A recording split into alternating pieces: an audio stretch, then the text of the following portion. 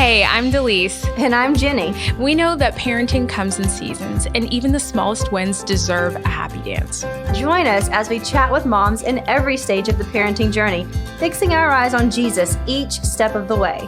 This is Blessings and Motherhood, because we believe that you can hold tissues and confetti at the same time. Hey guys, welcome to another episode of Blessings and Motherhood, and today's conversation is amazing. We got to chat with Erika Kirk. She is an entrepreneur. She has her own clothing line called Proclaim Streetwear. She has her own podcast as well called the Midweek Rise Up, and is also a new mom to a 9-month-old little baby girl. You guys are not going to want to miss it, especially the encouragement she gives at the end. You don't want to miss out. Erika, welcome to Blessings in Motherhood. Thank you for having me. I'm stoked to be on with you guys. Yeah, this is awesome. So for our listeners, Erika, just tell them a little bit about yourself and what season of life you're in right now. Okay, so my name is Erika Kirk. I am a new mom. I have a beautiful, she's 9 months today. I have a beautiful 9-month-old, and I'm married to my best friend, Charlie. And, life has been amazing in such a whirlwind in a great way. I was raised in Scottsdale, Arizona. I played basketball in college. I was Miss Arizona USA in 2012. I graduated from ASU after kind of a eclectic route of university stuff, and got a double major in political science and international relations, and then pursuing further and from an educational standpoint, I got a Juris Master in American Legal Studies, and now I am working on my doctorate for Christian leadership and biblical studies. So that's the educational route. Work-wise, I've been an entrepreneur since I was little. I saw that in my mom. She raised me ever since. Gosh, we moved out to Arizona when I was 5 because my parents got a divorce when I was really young. So I was very blessed to have my mom's full attention, but also was able to see her grow a business alongside of being a phenomenal mother to me. So again, been an entrepreneur since I was 16, started a nonprofit. From there, in 2018, started a clothing company, a Christian clothing company called Proclaim Streetwear. And we have a podcast also called Midweek Rise Up that releases on Wednesdays. We're relaunching though in June. And then something that's so near and dear to my heart that has been going on for 7 years now is called Bible in 365. And I feel so honored and blessed to be the leader of that. We have, I want to say now almost 38,000 people with us this year. It started off with just me and a girlfriend, she's a dear friend of mine named Jess, who works with me now, and she is a part of Bible in 365 on the back end. So yeah, again, a very, I guess you could say I'm a social entrepreneur where I find little pockets within a culture that I like to disrupt and make some things happen. So, but yeah, again, I feel so honored and blessed to be on air with you guys today. Yeah, thank you for sharing that. Well, speaking of your podcast, I was listening to an episode of it the other day, and you guys definitely go check it out. The Midweek Rise Up, super encouraging, relaunching in June. And in that podcast, you talked about the Titus 2 woman, and it was just really encouraging to hear you share a little bit about the vision of what God has set out for us as women and how we interact with one another and our families. And so we'd love to just kind of unpack that today. Totally. and just talk a little bit about it. Totally. Yeah, you made some amazing points in that. And one of them that I really love, and what is the exact verse? I do not know, but you talk about how it tells us that we are working in the home, but that I think the Greek translation of it was that we are to be the guardians of the home. Yep, and I was exactly. wondering if you could unpack that a little bit more for our listeners and talk to them about how we can be those guardians of the home. Like the home is our territory. 100%. And the enemy would love nothing more than to occupy that. And I think a lot of women think, okay, when I get married or when I have kids, I'm stuck in the house. That's not at all what it is. You have the honor and blessing of being within, like, your domain within your relationship and within your covenant is something so precious, which is the household and the safe space of your family, for your kids, for your husband. And within those four walls, that's your domain to teach about Jesus, to read scripture, to be super involved with your kids, whether that's homeschooling or whether they're going to a public school or a charter school or a private school or Christian school, being so immersed in their life. And what an honor. And truly, instead of looking at it as I have to, it's I get to. And we, I think, as women and as moms, need to stay focused on, yes, we have desires of our hearts, but what are our obligations? And what are our obligations as a woman and as a wife, as a mother, as a child of God, and really dig into those and create a space within your home that is a place where your kids and your husband and your family can come and find rest and refuge and just in peace amongst the craziness of the world that we're in today. Yeah, definitely. I love what you said about just wanting to not only guard the home, but to create an environment that's safe. Yeah. And I know even just thinking back over the years, there are so many spaces that I've walked into where I've known immediately, like before, nobody had to tell me. I've known in this space, I am safe. I am 100%. safe to be myself. I am safe to seek the Lord. I am safe to rest. Like I could take a nap on your couch Yes, if I literally. wanted to. Like, I could actually be safe here. And I think, what we're talking about is kind of lofty. And that's a good thing. There's nothing wrong with that. But I think sometimes what I need is for us to really put some hands and feet on it Yeah. and to get into, okay, so what does that mean? And while I was just thinking and praying about this for this podcast, I started thinking about the fact that, okay, if I'm trying to create that, there have got to be areas like what you said where the enemy would like nothing more but to steal from my family and from my environment. And what are some of those areas so that I can put my guard up and be proactive, not just say, oh no, what happened here, but to say, you know what, I've already put these fences in my life. Can you think of some areas where you know that you're already proactively moving forward to guard your space? 100%. And honestly, it I think a big one, which is kind of, I guess, kind of not out there, but something that we've done recently, especially myself, of spearheading, is really taking a look at the environment from the standpoint of Wi-Fi and Mhm. EMF, and like really digging deep into the products that you're using in your house, the sprays that you're using, the different fragrances that are in your house, perfumes, the body washes, the lotions, like really digging deep into those. For me, it was something even too from the standpoint of like when if you're cooking, what are you cooking? Okay, well, what's Mm. in it? Is it grass-fed, grass-finished? Is it grass-fed, grain-finished? And like really unpacking that. And I know for some people they're like, "Oh my gosh, I don't have time to do that," or I don't have. There are so many resources out there that can help you like unpack certain things of healthy living. So again, for us, just to start, like I want to say maybe 3 weeks ago, Charlie came home and I was like, I cut the internet. And he's like, how am I supposed to work? I was like, I got it all figured out. Exactly.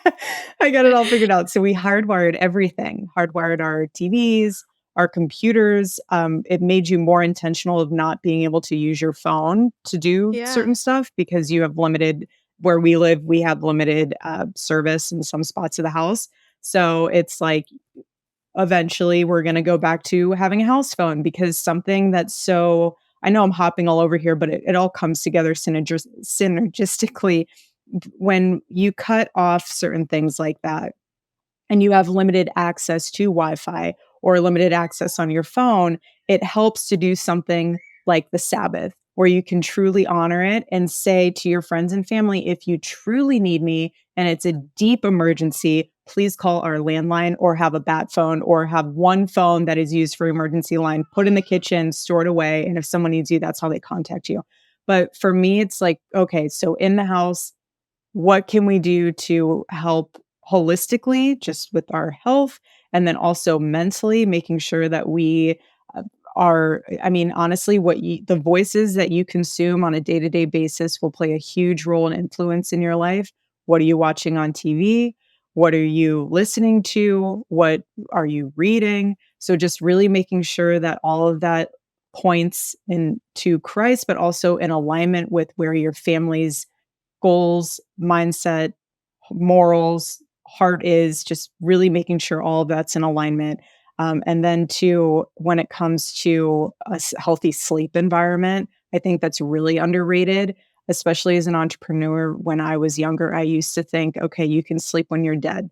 I like to work in the late evenings when I would, before marriage, before kids, my prime time hour was between 11 p.m. and 1 a.m. for creativity. Like that is Yeah. where I was like, okay, we're flourishing with this. Let's roll with it. But then the older that I got, and the more obviously that you have more people relying on you, it does not work like that. And so I've become kind of like Charlie and I both love to go to bed around 8:30 p.m. And Mhm. that is where we work backwards from.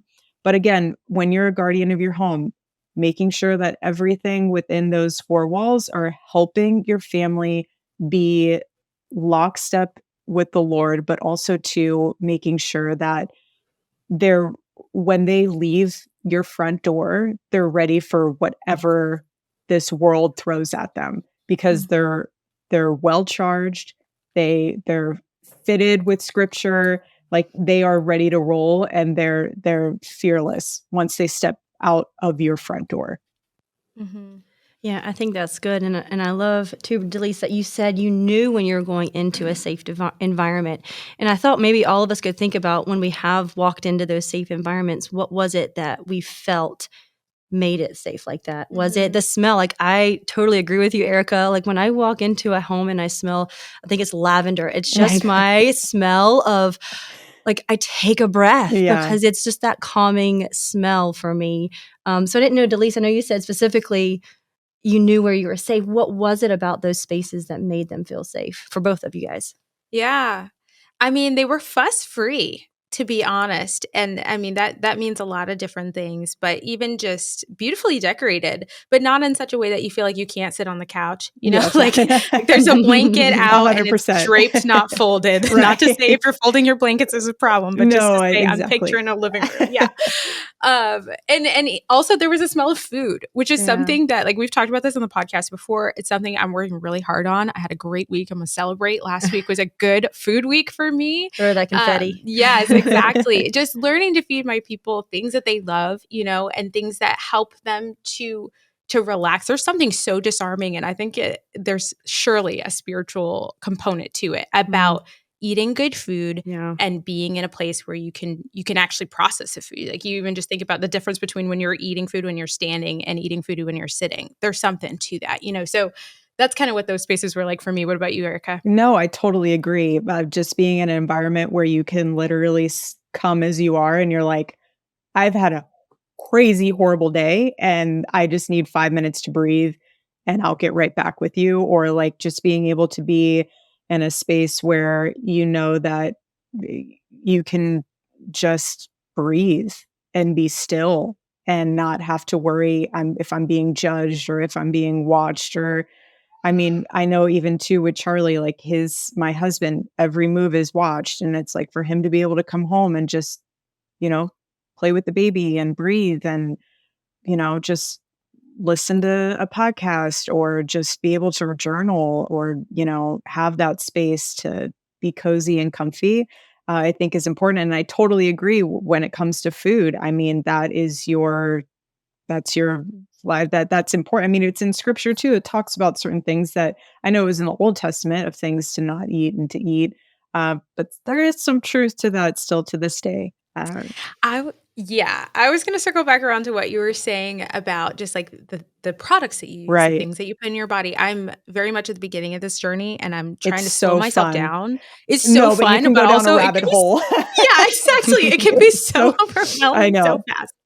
So, but I had never even thought about it till I became pregnant. Yeah, me And then, too. there's I'm a right? There's a psycho. whole I list. know. Uh-huh. And I thought, okay, hang on. So I'm doing this for my son. I'm not putting this thing on myself for my son, but I'm gonna put it on for me. Like, are we sure? No, And 100%. Yeah, and it does shift the way that you feel. And, if you're listening and you're like, hey, I'm not ready for that. Okay, ask the Lord what you are ready for. It's fine if that's not it for you yet or now or ever. But what we're saying is, where are the areas in your life that God is calling you to guard or to step it up, to just take a closer look at how you're guarding your home? Because the enemy is taking a very close look at the way that you are guarding your home. And just one more area before we keep going that I think about is not rushing, Mm. especially when I'm tired, Yeah. Like if it's bedtime and I'm so tired, and we have a bedtime routine that's really precious to me. But there are days where, you're thinking, okay, let's get him in the bed because we have to do this next thing. And it's like, no, that's where the enemy is trying to rob me. Yeah. I have to slow down because these moments are crucial, We're not getting them back, and they go so They go fast, don't they? so I mean, fast.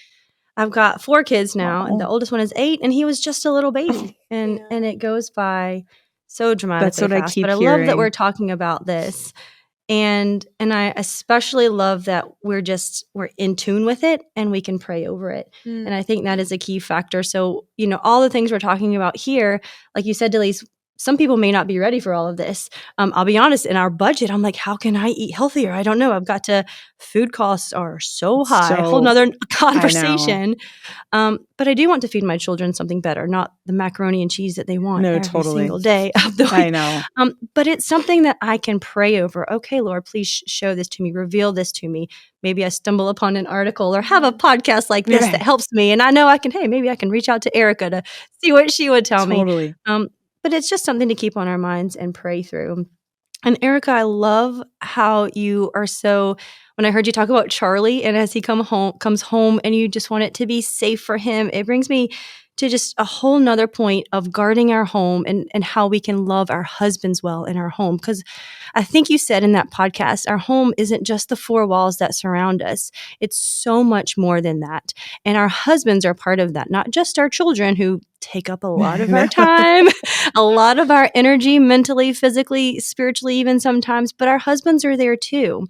So how can we love our husbands well in that, in being the guardians of our home too? That's such a good question. And I realized it even more once having Gigi, that when it's just the two of you. And I'll never forget our car ride to the hospital before it all turned to insane chaos. It was a very chill ride to the hospital to begin with, but we looked at each other and we were like, this is the last car ride we'll ever have together. That's just the two of us. Because when we come home in this car, the next time I'm in this car, we'll have a little one with us. And that was really a surreal, sentimental moment. But you're absolutely right. Our husbands, that is who we made the covenant with, along with God, obviously, but they are our partner in all of this. And once the kids go to school or once they go and get married, you're back with your partner. And you don't, I know that some people have the empty nest syndrome situation, but to me, I feel it's like that usually happens when you're not in alignment with your partner throughout every stage of the kids' growth and through life patterns. And for me, something that both of us, Charlie and I, are really intentional about this, but we always ask each other and check in with each other every day. Like, how are you doing? How can I serve you? Not in a way of a servant slave relationship, but in a beautiful way of, how can I be there to help you throughout your day? How can I make your day easier? How can I love on you today? Because sometimes it looks really different day to day. Sometimes it can be as simple as an act of doing something within the kitchen or the house, or something as simple as a phone call, or something as simple as a hug. There's different ways that you can keep the relationship with your husband strong by just making sure that you guys are communicating. My biggest thing I have, even within my own company, I tell my employees all the time, you can never over communicate. You can under communicate, but you can never over communicate with someone. And so with Charlie and I, honoring the Sabbath is a big, big thing for us. Friday night, phones turned off, put in the drawer. He doesn't touch his until Sunday, around like 8 p.m. But I usually touch mine in the morning on Saturday, just because if something happens or if my mom needs to reach me. But that usually we have our Friday nights together just to catch up with each other. But again, I think it's really important to remember that your husband is your partner. And although it's super tiring at the end of the day, and, you know, you're probably at your wit's end with work and the kids and everything, and your husband's still just there. And just to be able to pour into them, because I know that we need to be poured into as well, but they need it too. And they need that love and attention too. And it's not a point from, you know, trying to, I don't know how to explain it further other than just to really just be there for them and to love on them, even though you're tired, like that's all going to go away someday soon. And so just to be able to stay in touch with them and how you can serve them and serve each other, I think is really special. All right, listen up, Blessings in Motherhood families. Mark your calendars for our annual National Events Weekend from May the 2nd to the 4th, 2024 in sunny Southern Pines, North Carolina. This is presented by Classical Conversations Foundation, and it's a time for CC families from around the nation to experience together 3 full days of events, learning about classical education and celebrating the hard work of fellow families on the homeschooling journey. Some of the major events in the lineup this year are our beloved National Conference, where you can hear talks from homeschool leaders like Lee and Robert Bortons and listen to a graduate and parent panel. We've also got National Commencement. This is our official graduation ceremony for Challenge graduates and their parents. And last but not least, we also have National Memory Master. This is a championship where 16 Foundations finalists will compete for the esteemed National Memory Master title and a grand prize of $10,000. Plus, there's also a ton more on the agenda, from food trucks to fun celebration and even an outdoor adventure camp. So if your family hasn't yet been to the National Events Weekend, this is definitely your year to go. Again, the dates are May 2nd through the 4th, 2024. So to learn more, visit classicalconversationsfoundation.org, and we hope to see you there. Yeah. And sometimes it's just even been as simple as like, okay, I know he's going to be home in the next 30 minutes. Let me sit down and take a cup of tea so I can recharge, so I can be ready. So it's not like he walks in the room and I'm like, oh my gosh. Yeah. Sometimes that's unavoidable. No, I will say 100%, yes, yeah. for kids. But no, I think the biggest word I'm hearing here is intentionality. And to also remember, you know, we've had a hard day, whether we do work, our kids go to school, we homeschool. We've had that hard day, but so have they. And maybe we are home when they get home, but we can have those little things and be intentional. I know in our home, sometimes I just tell the kids, all right, daddy's coming home. Let's pick up all the toys on the floor so that daddy can come home to a clean spot. Or even yesterday, we made homemade pimento cheese, Southern thing. And I said, we've got appetizer for daddy right when he gets home. So sweet. You know, little things like that is what I think of with loving him well and serving him well, no matter what's going on in our lives. Yeah. Because he had a busy day at work too. He probably missed the kids some at work as well, you know? Totally. good. And even just kind of taking care of yourself, not in a vain way, but like brush your hair.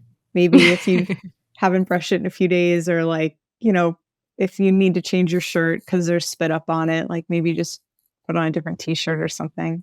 I don't know, just, you know, take care of yourself. Sometimes it's the little things. Yeah. And I find too, and I know this is personality specific, but for me, sometimes taking that time to take care of myself changes my attitude. Totally. And then I'm going to be a more pleasant person to I be know. around Totally. for you to come home. You're like, I look human. I put my contacts in. I have mascara on. Yeah, totally. Let's be cute. Yeah, you know? exactly. It does change your perspective. A good shower, and sometimes 100%. I don't get those showers. It's like 4:00 and I'm like, I have not showered in 3 days. David's going to be home. You know what? I know. You guys go play. Take care of your little brother. Mommy is just going to get in the shower. Right. Even if that means the little one Rinse comes in off. there with me because he needs someone to look after him. There you go. You know, you can make it work. Right. Totally. So you said something earlier about different seasons of life, and you were talking about, you know, empty nesting, which none of us have experienced yet. But in the podcast that I referenced at the beginning of the show, something else that you mentioned was just how we as women, no matter how old we are, have this tendency to try to grab the next season or maybe even 3 seasons beyond where we are. So that could be a 12-year-old trying to act like a 22-year-old or even a 5-year-old wanting to be mommy. You know, Oh, man.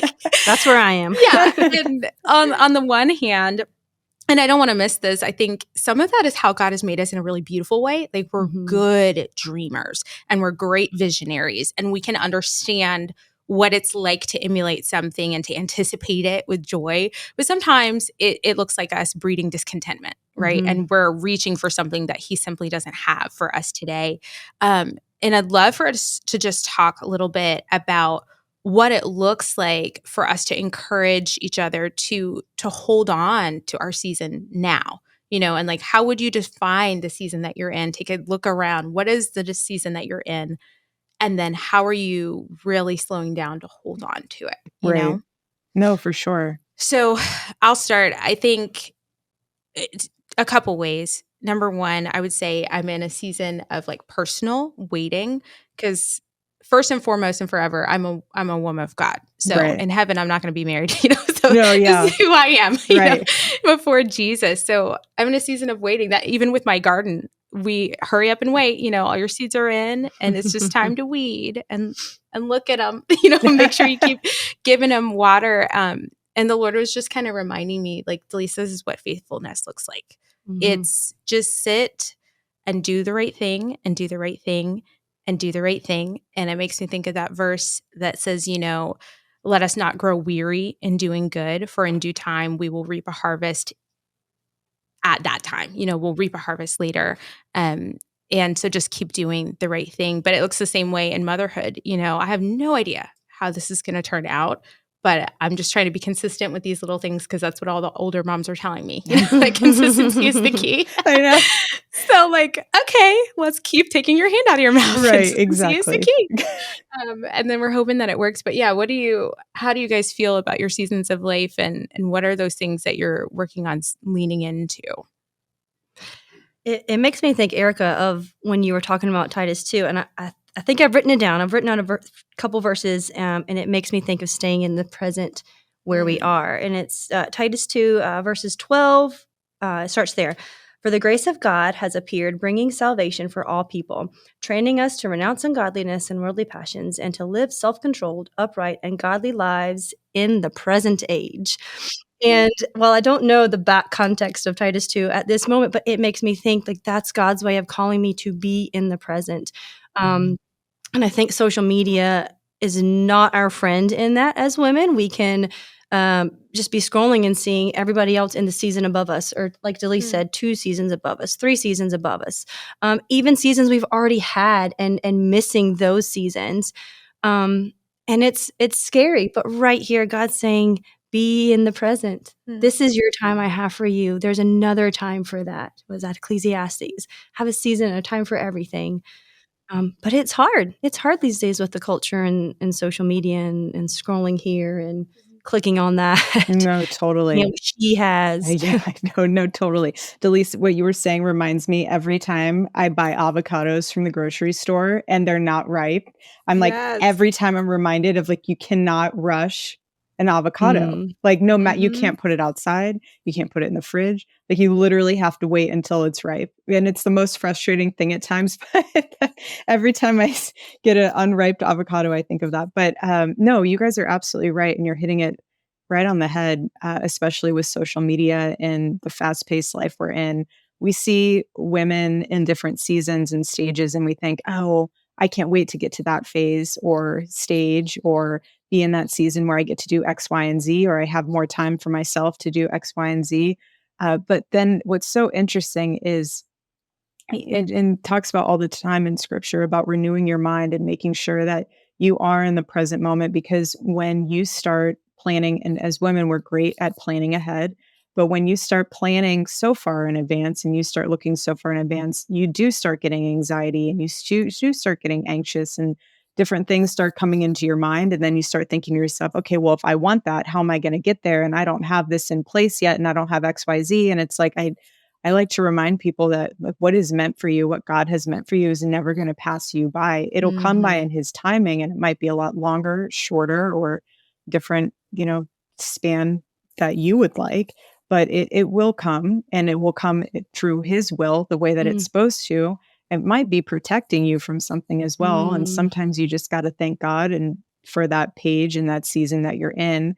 And something that I've found myself doing for years now, is just praying for stronger shoulders during seasons where I am in waiting, or seasons that seem a little bit longer than others, is just knowing that it'll something amazing will come from it. It might take a little bit longer. Some seasons are so fast and you're like, where did that go? Like when you guys know when you have a newborn and you're starting to pack away their clothes for the first time and you're like, what in the world? I blinked and now they're a year old. So I don't know. It's life is just kind of crazy like that, where, you have certain seasons that you can't wait to get through, and then other seasons where you're just like, I can't believe how fast they've gone. And I think in either of those moments, you just got to, like we talked about earlier, Delise, like you said, of just being still in your home and just having that moment of stillness to absorb every type of season and be so present for life and be so present for every moment and absorb it for where it is and where it's at, and just live like that, I think is really special. Yeah, you make me think of the word sacred. The time we have with our kids is sacred. The time we have with our cousins, with our That too. husbands is sacred. Yeah. How do you think we can keep this sacredness in our parenting, in our marriages, even in the world today, as crazy as it may be? Oh gosh, this world's nuts.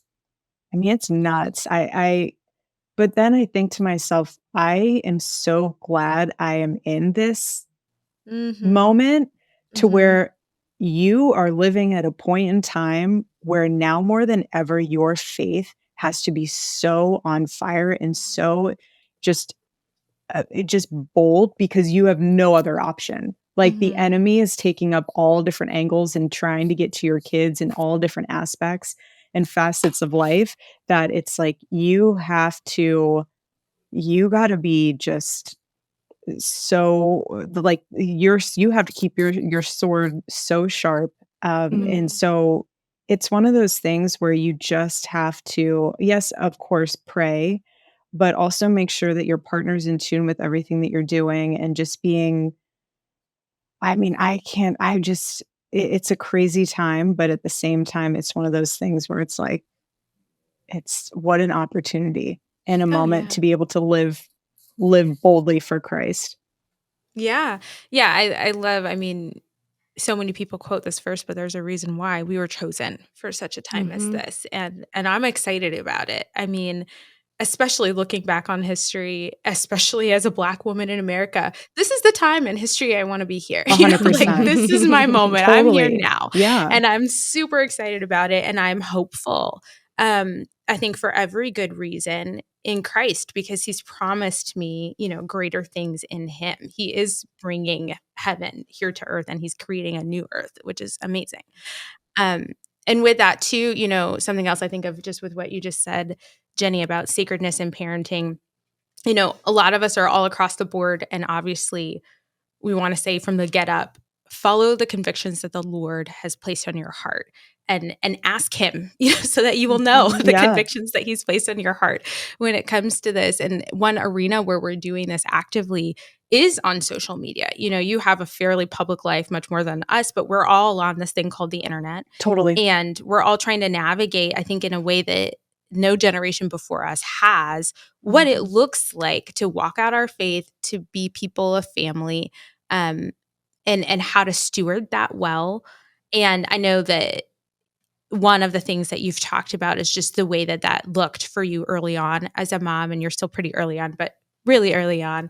And I'd love to hear just you share a little bit about what the process was for you seeking the Lord in that, and him helping you to understand where he wanted you to sit, if that makes Totally. sense. No, for sure. So for me, before I had, I call her G, we call her Gigi, her name's Genevieve, but before we had our baby, um, something for me is I literally became I became a hermit, and not in a bad way, but I literally tucked away from. I stopped. I used to go to every single. Charlie and I were on the road probably 320 some days out of the year. I traveled with him everywhere, and I all of a sudden when I found out I was pregnant, I just stopped. I didn't. I stayed home. My focus actually became my mom because when I found out I was pregnant, I went back to the beginning when Mary, by when she found out or went through the Immaculate Conception, all of that, and then went to Elizabeth and that interaction that they had together that was so intimate and so beautiful.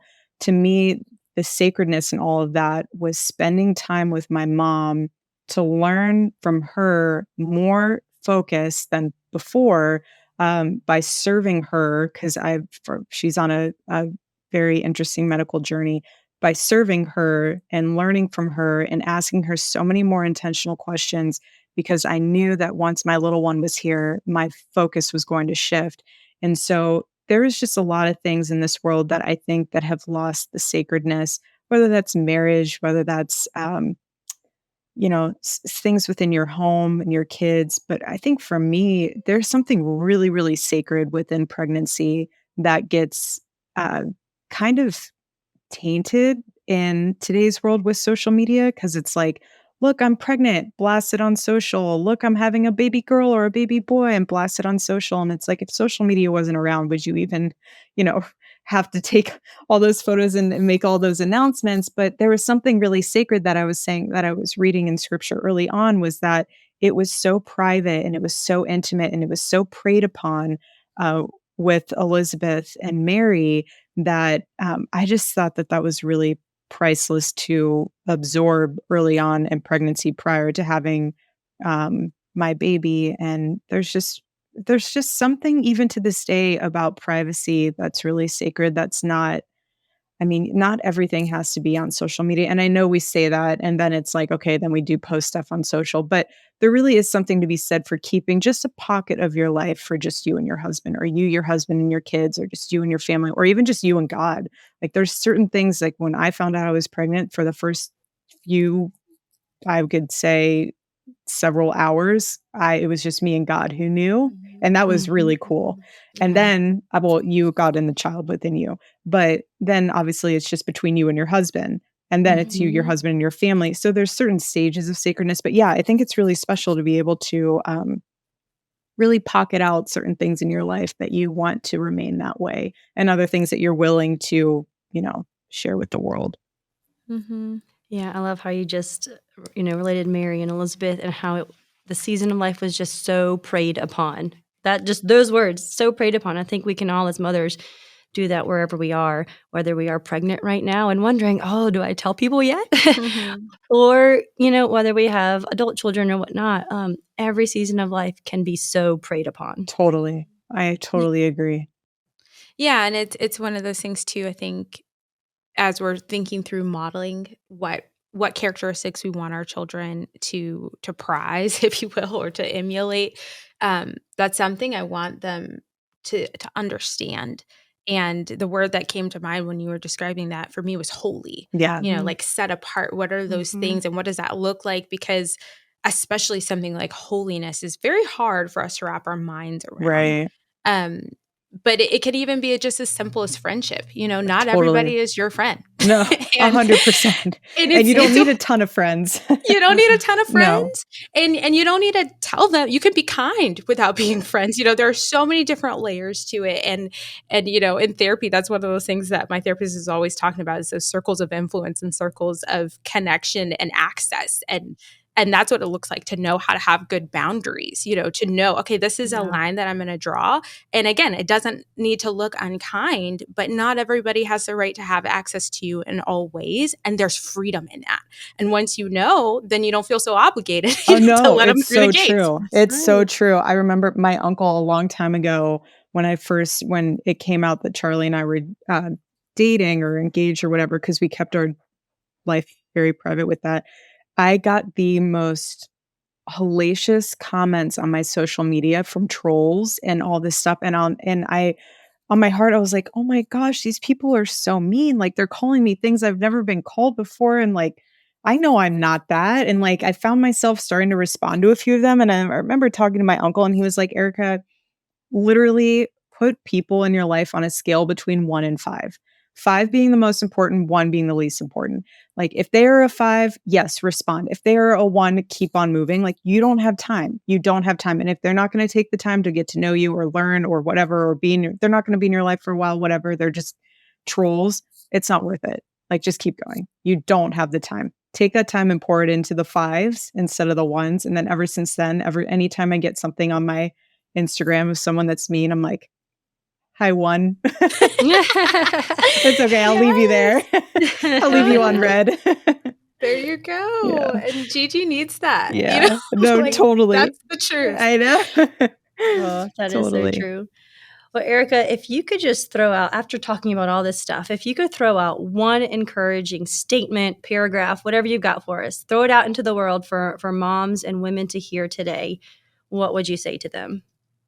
I would just say be thankful and find gratitude in the seasons and the things that you're going through in life.